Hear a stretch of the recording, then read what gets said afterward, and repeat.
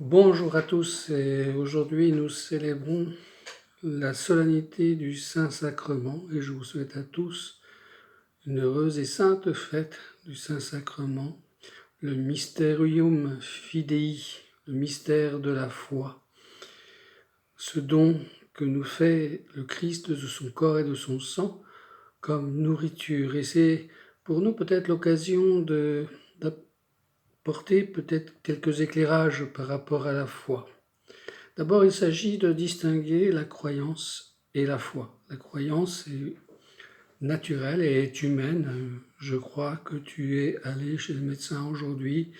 Je crois qu'Alexandre le Grand a existé et a marqué l'histoire de l'humanité.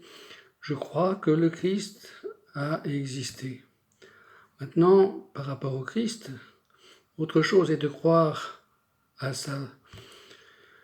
la valeur historique de sa venue dans le monde. Autre chose est de croire à son enseignement, qui implique non plus une croyance, mais la foi théologale. La foi théologale est un don de Dieu, une foi que nous recevons par la grâce du baptême qui purifie notre cœur et notre intelligence et qui nous permet d'avoir une adhésion de foi au mystère divin sous la mouvance de l'Esprit Saint, et qui nous permet d'adhérer pleinement à la foi de l'Église.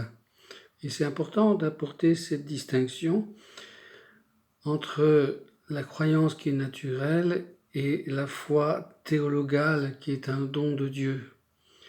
Et cela est important pour notre vie chrétienne et particulièrement dans la participation au mystère de l'Eucharistie. Le mystère de l'Eucharistie ne se nourrit pas d'une croyance, mais de la foi, d'une adhésion, d'un acte de foi dans le mystère divin. L'acte de foi touche directement Dieu. Et c'est pour ça que dans la foi, il n'y a pas de doute. Je ne doute pas. Dans une croyance, je peux douter. Mais dans la foi, je ne doute pas. Mon acte de foi, où mon intelligence est au service de l'amour, eh bien, mon acte ne peut pas douter. Je crois que Dieu existe, je crois que Dieu m'aime, je crois que Dieu est lumière, et je crois tous les enseignements du Christ qui nous est donné par l'Évangile. Et c'est pour ça qu'il y a un livre important pour l'exercice de notre foi, c'est la Bible. La Bible qui nous donne toute la révélation divine et qui nous enseigne ce que Dieu veut, ce que Dieu attend, ce que Dieu nous permet d'espérer et que nous recevons dans la foi et dans l'espérance et dans la charité.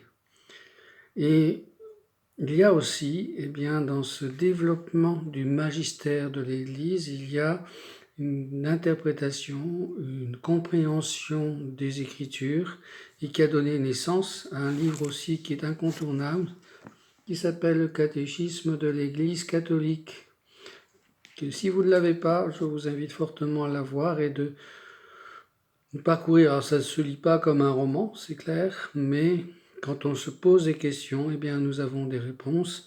Il a été réactualisé en 1993 à la demande de Saint Jean-Paul II et il est là pour éclairer le contenu de notre foi et pour ainsi exercer en vérité notre responsabilité chrétienne que nous pouvons recevoir plus profondément encore par un autre document qui s'appelle le Concile Vatican II, le Concile œcuménique où l'Église s'est penchée sur son mystère et sa place dans le monde pour être fidèle à sa mission évangélisatrice. C'est Saint Paul VI qui nous a rappelé que l'Église n'a pas d'autre raison d'exister que l'évangélisation. Si l'Église n'évangélise plus, elle n'a plus de raison d'être.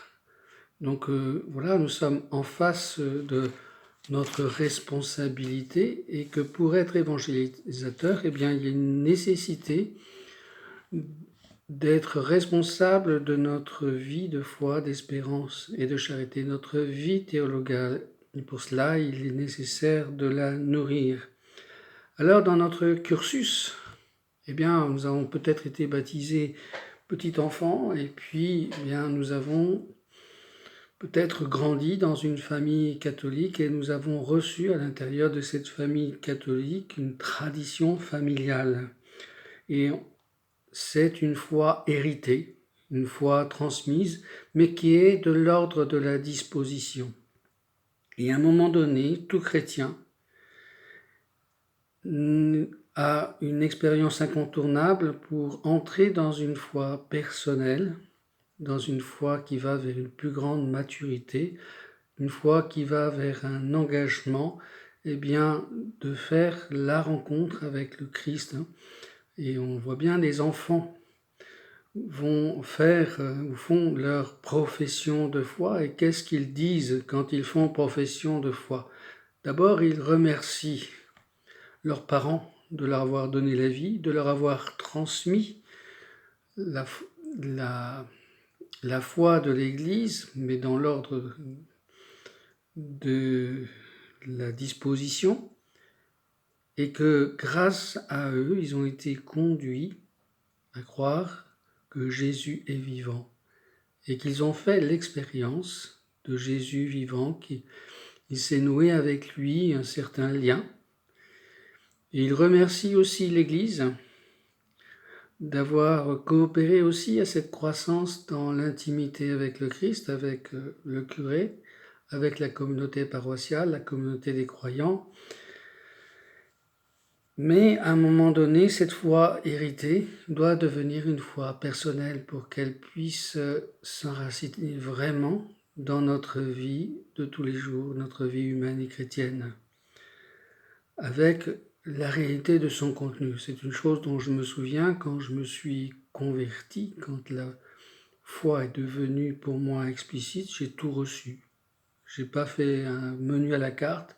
J'ai reçu le Christ, j'ai reçu les sacrements, j'ai reçu l'Église, j'ai reçu la Vierge Marie, j'ai reçu l'exigence de la charité fraternelle. Voilà, j'ai tout reçu.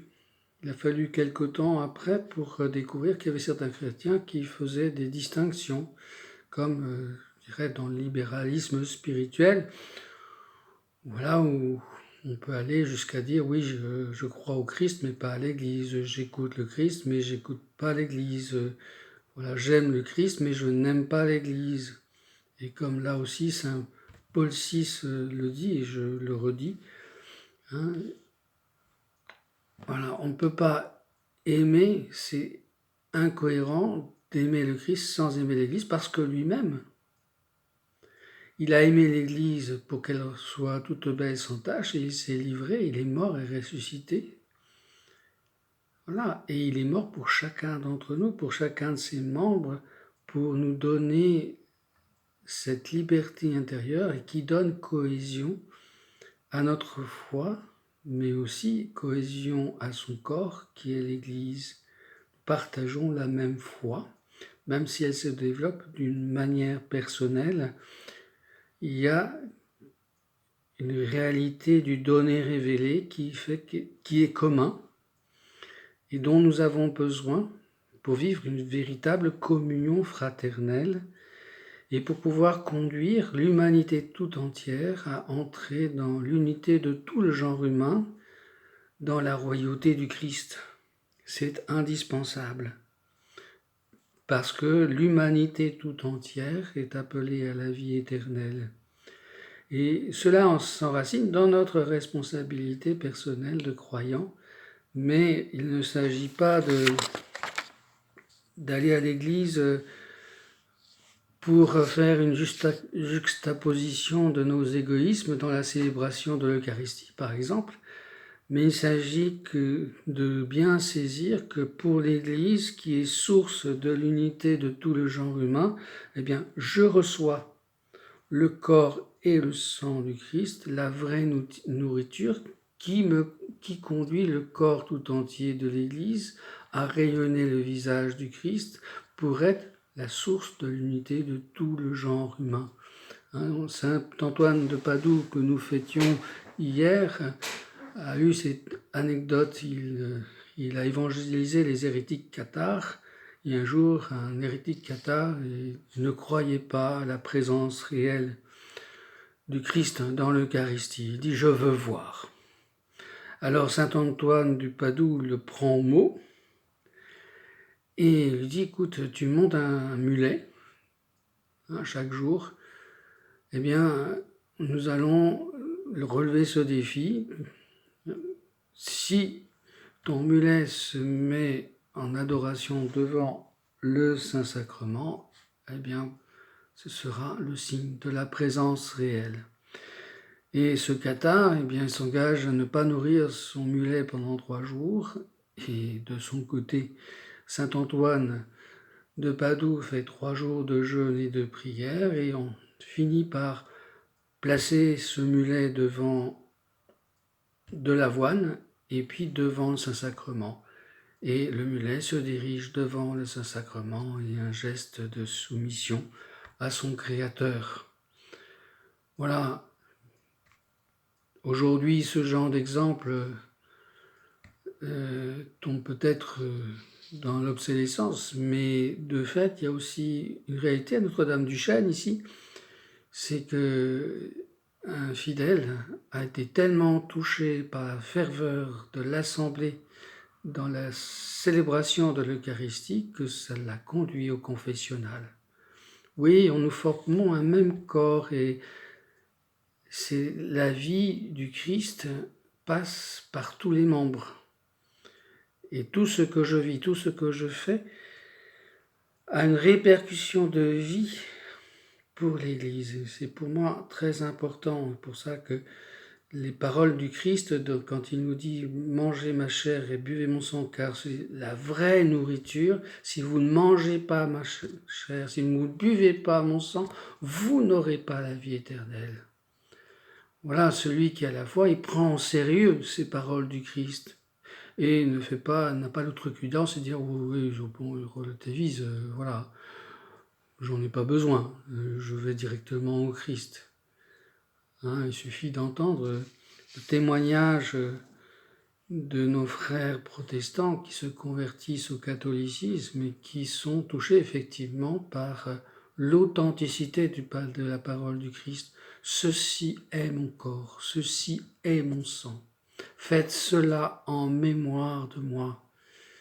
Voilà, et quand nous célébrons l'Eucharistie, c'est faire mémoire de toute cette économie divine de salut qui s'achève dans le mystère du Christ. Et bien que nous soyons heureux, oui, nous sommes un peuple qui a été objet d'une telle miséricorde, et comme dit le psaume d'aujourd'hui, je retrouve cela. Oui, c'est un choix que Dieu fait pour un peuple, le peuple d'Israël, mais qui va petit à petit, ce choix qui va s'ouvrir à l'humanité universelle. Voilà. Et bien que nous puissions témoigner par notre vie de foi, si tu savais le don de Dieu. La foi, à la fois, c'est la lecture de la parole de Dieu, c'est la vie d'oraison, où j'ai un cœur avec Dieu. La foi ne peut pas être réduite à une croyance. C'est pour ça que les autres religions, l'islam, le judaïsme, eh bien, s'il n'y a pas de rencontre explicite avec le Christ, qui nous permet d'accéder au trésor de la miséricorde divine, c'est une croyance, ce n'est pas une foi théologale. Elle est une croyance naturelle qui a sa grandeur, sa valeur, mais nous avons pas mérité, mais nous avons quelque chose de plus, et nous avons simplement le mérite d'adhérer à cette réalité sous la mouvance de l'Esprit Saint et de dire oui, de dire notre fiat, comme la Vierge Marie à l'Annonciation, fiat, qu'il me soit fait selon ta parole. Et bien que nous soyons dans la joie et que nous puissions célébrer ce Dieu qui vient dans notre condition humaine à travers le mystère de l'Eucharistie. Et j'aimerais, par la suite creuser effectivement cette dimension de notre vie théologale qui nous permet de lutter contre ce libéralisme spirituel. C'est quelque chose que j'ai à cœur pour le salut des âmes. Voilà, je vous dis à bientôt.